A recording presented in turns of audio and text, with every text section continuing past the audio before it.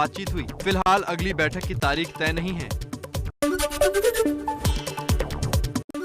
कृषि कानून वापस लेने की मांग पर अड़े हैं किसान। किसानों ने सरकार के 1.5 साल तक कानून टालने का प्रस्ताव भी नामंजूर कर दिया है। सरकार ने किसानों से दोबारा विचार करने को कहा है।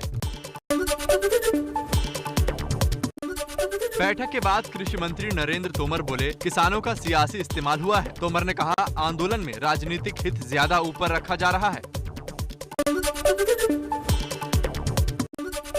बंगाल में ममता बनर्जी को एक और बड़ा झटका। ममता बनर्जी के वन मंत्री राजीव बनर्जी ने इस्तीफा दिया। बीजेपी में जाने की अटकलें तेज हैं। शुभेंदु अधिकारी के बीजेपी में शामिल होने के बाद ममता की पार्टी में भगदड़ मची। अब तक 2 मंत्री और 16 विधायक ममता का साथ छोड़ चुके हैं। बंगाल में बीजेपी नेता शुभेंदु अधिकारी का ताबड़तोड़ चुनाव प्रचार जारी है। शुभेंदु ने आज बंगाल के दीघा में रोड शो किया। बंगाल में राजनीतिक दलों से चर्चा के बाद मुख्य चुनाव आयुक्त बोले, सभी दलों ने चुनाव में बड़ी संख्या में सेंट्रल फोर्स की तैनाती और पोलिंग बूथ पर वीडियोग्राफी की मांग की है। वाराणसी में कोरोना वैक्सीन लगवाने वाले मेडिकल स्टाफ के साथ पीएम मोदी ने संवाद किया। मोदी बोले, वैक्सीन पूरी तरह सुरक्षित है, अफवाहों से बचने की जरूरत है। कोरोना पर पीएम मोदी की वैक्सीन मैत्री वाली कूटनीति। आज मॉरिशस और सीशेल्स 50,000 वैक्सीन की डोज भेजी गई हैं। महाराष्ट्र के सीएम उद्धव ठाकरे ने आज पुणे के सीरम इंस्टीट्यूट का दौरा किया। कोरोना वैक्सीन बनाने वाले सीरम इंस्टीट्यूट की एक बिल्डिंग में कल आग लग गई थी।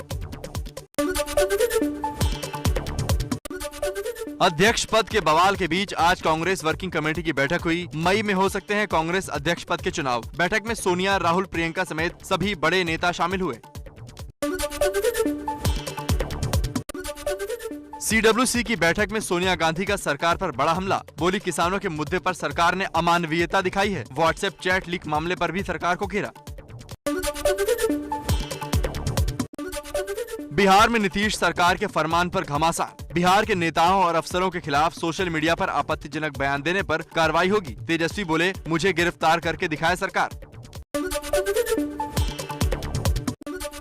तांडव के बाद अब वेब सीरीज मिर्जापुर पर भी घमासान। जांच के लिए मुंबई पहुंची यूपी पुलिस की मुंबई पुलिस से भिड़ंत हुई। अभिनेता फरहान अख्तर के घर के बाहर हाई वोल्टेज ड्रामा हुआ। एनसीबी का अंतर्राष्ट्रीय ड्रग्स मॉड्यूल पर बड़ा खुलासा। पाकिस्तान और श्रीलंका से समुद्री रास्ते से आती थी ड्रग्स। 1000 करोड़ की ड्रग्स बरामद हुई। 2 दिन के लखनऊ दौरे पर पहुंचे जेपी नड्डा ने बूथ लेवल के कार्यकर्ताओं से बैठक की। नड्डा बोले, बीजेपी ही सिर्फ ऐसी पार्टी है जिसमें आम आदमी पीएम और सीएम बन सकता है।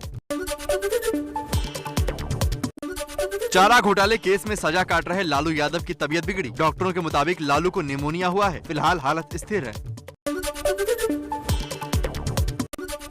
कर्नाटक के शिवमोगा में माइनिंग के लिए जा रहे विस्फोटक से भरे ट्रक में धमाका हुआ। 8 की मौत हुई। धमाके के बाद लोगों को भूकंप जैसे झटके महसूस हुए।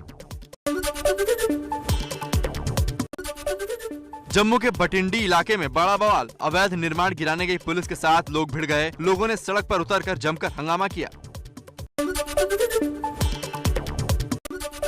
4 दिन बाद यूपी पुलिस ने गोंडा से अगवा मेडिकल छात्र को छुड़ाया। हनी ट्रैप में फंसाने की साजिश का खुलासा। आरोपियों ने 70 लाख रुपए की फिरौती मांगी थी। 2 मेडिकल स्टूडेंट समेत 3 लोग गिरफ्तार हुए।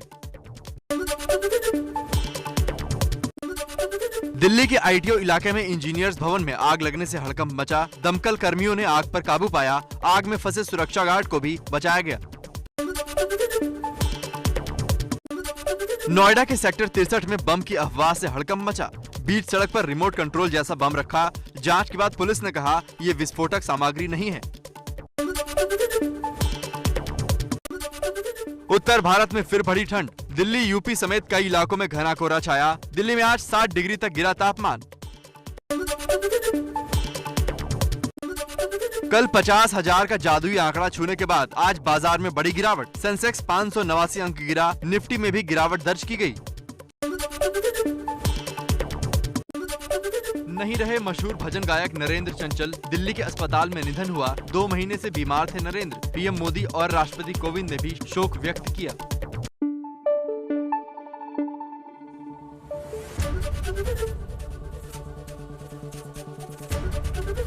एबीपी न्यूज आपको रखे आगे।